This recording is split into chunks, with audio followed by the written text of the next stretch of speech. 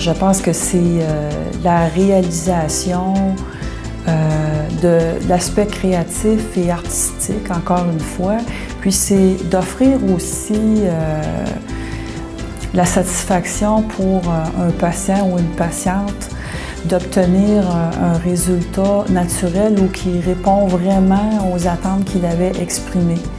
De voir, c'est aussi c'est gratifiant qu'un patient soit reconnaissant ou heureux du résultat obtenu.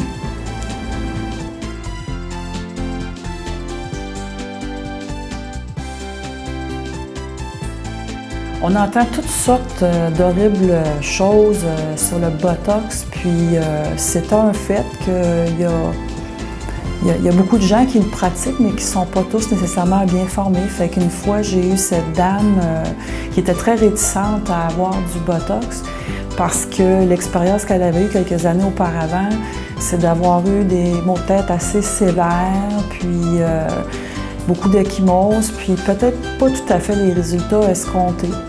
Alors après avoir bien discuté que ça pouvait se faire différemment, qu'il y avait des nouvelles technologies, d'utiliser de plus petites quantités d'unités, d'utiliser un marquage, elle a accepté de réessayer des petites doses d'unités de Botox.